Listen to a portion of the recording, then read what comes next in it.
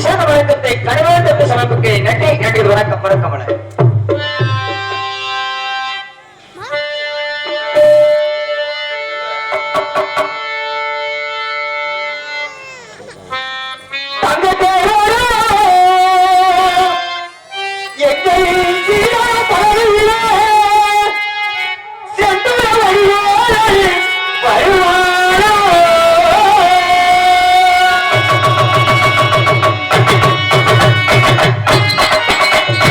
Yeah.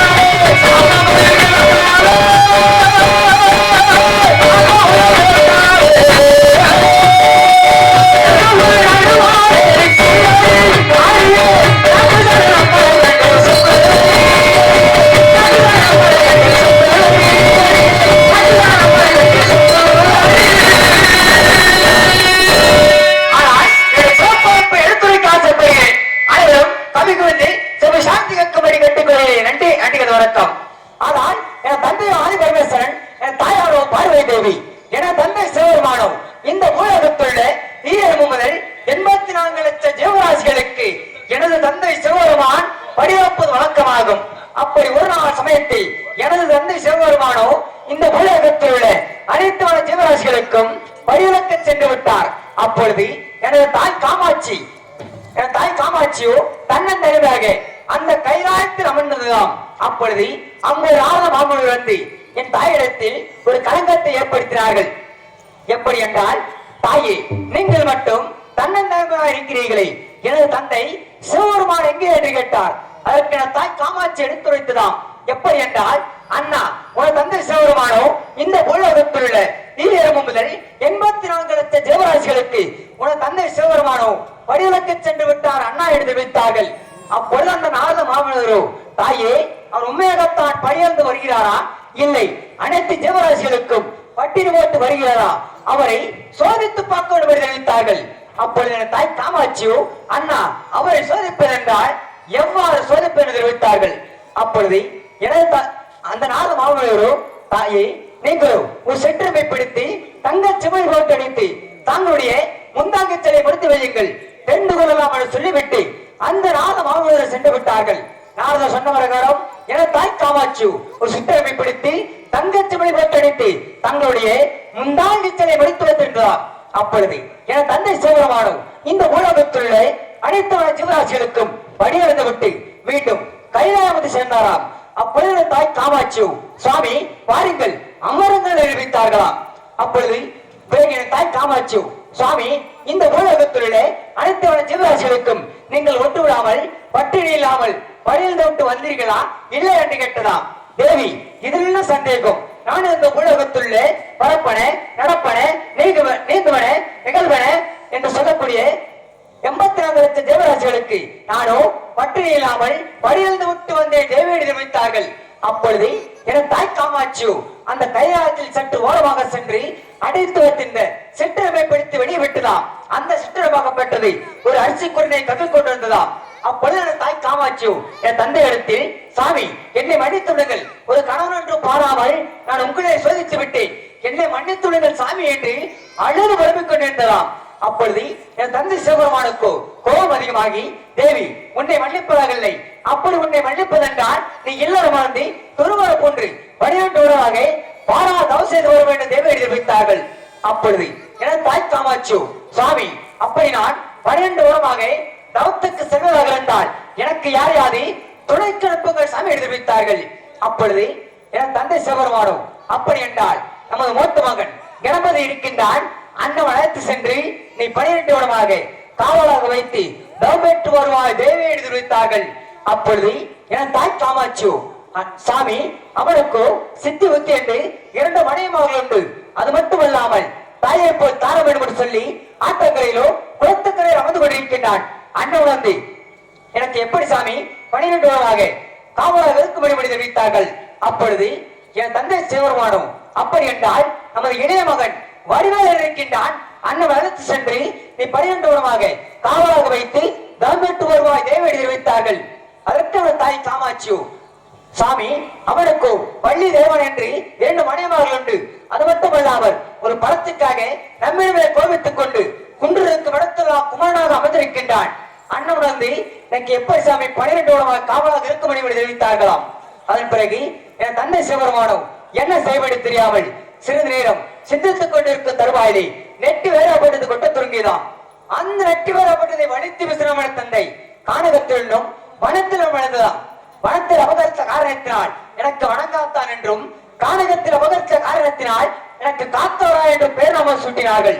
அப்பொழுது பிறகு என் தந்தை சிவபெருமானும், தேவி, இவனை அழைத்து செல்வாய், இவனை அழைத்து சென்று அந்த காஞ்சிபுரம் எல்லை கம்மனத்தை கரையோரம் 6ஆம் மரத்தடியிலே இவனை தொட்டில் கட்டி போட்டுவிட்டு நீயோ 12 வருடமாக பாலா தவம் செய்து வர வேண்டும் தேவை எழுதி வைத்தார்கள்.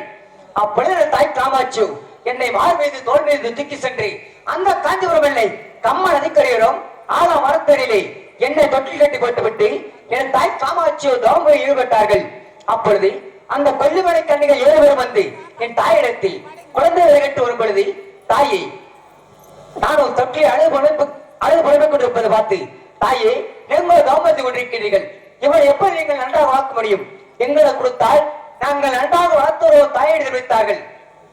அப்பொழுது என் தாய் காமாட்சியோ எண்ணத்துக்கு அவரிடம் கொடுத்து விட்டார்கள்.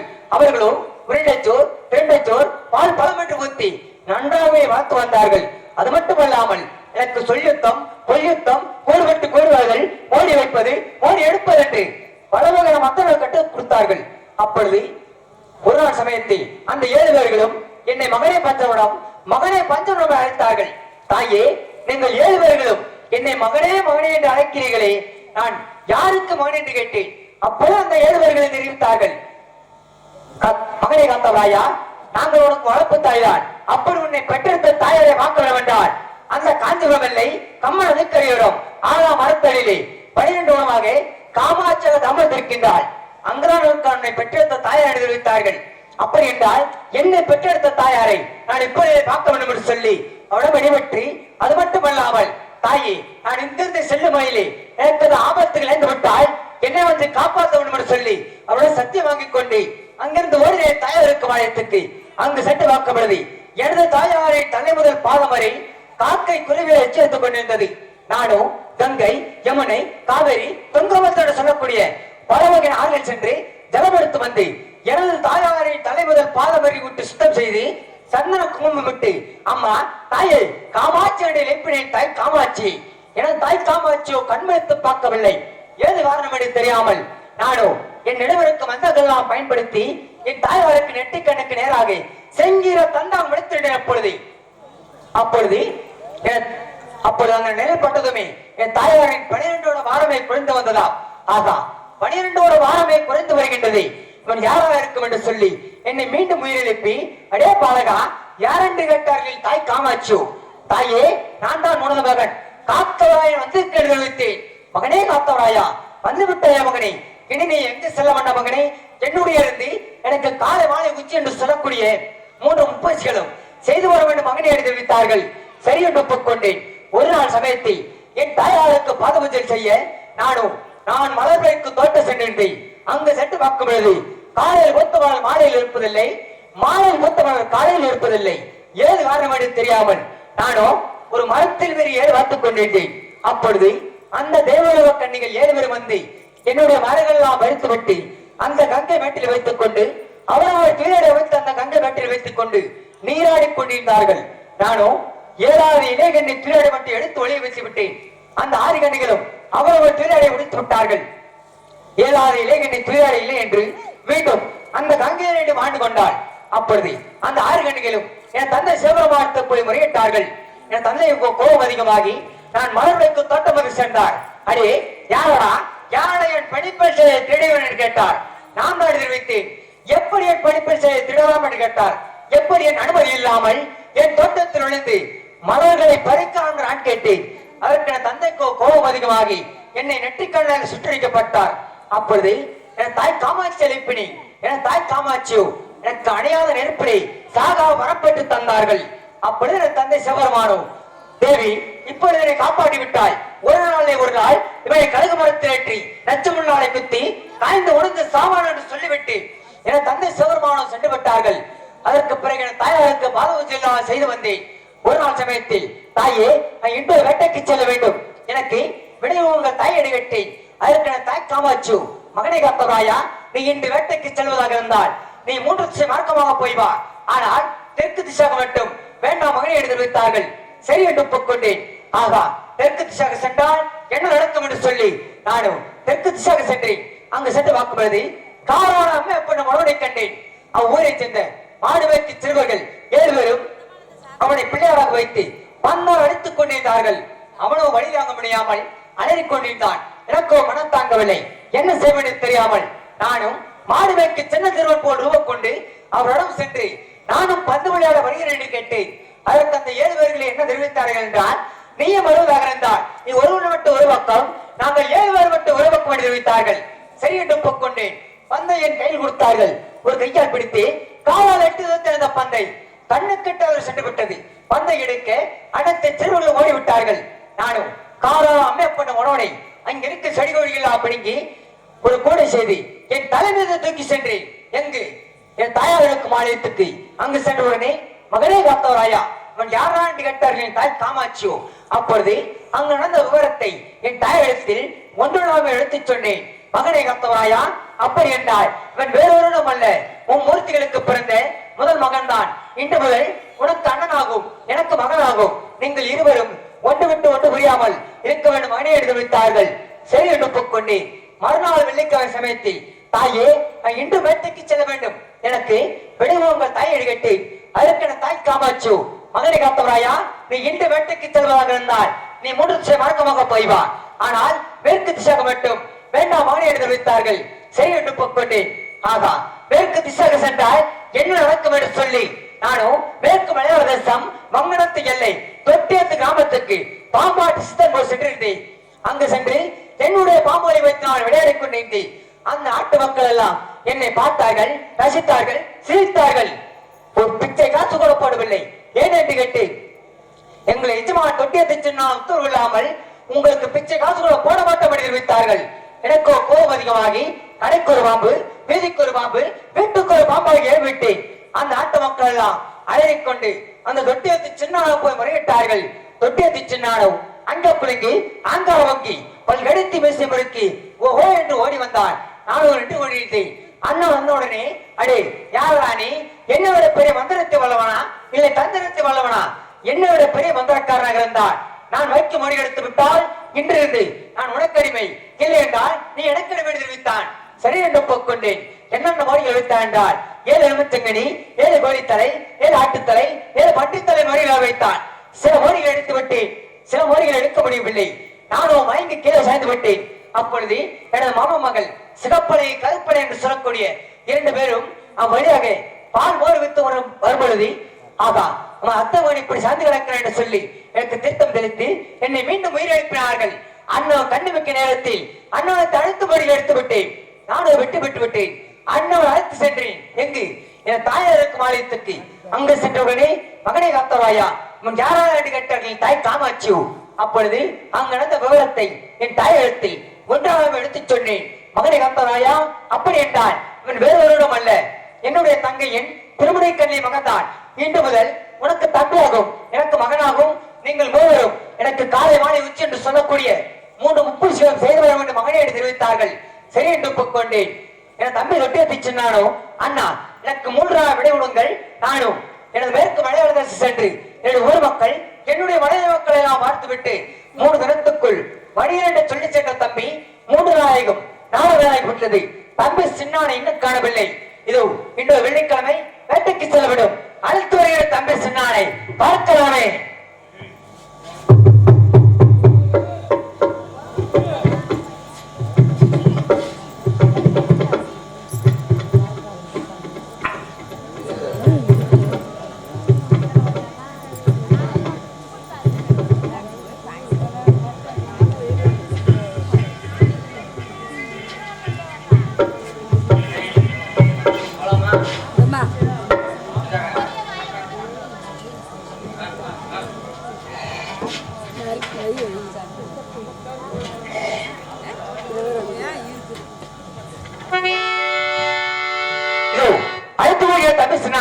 பார்க்கலாமே.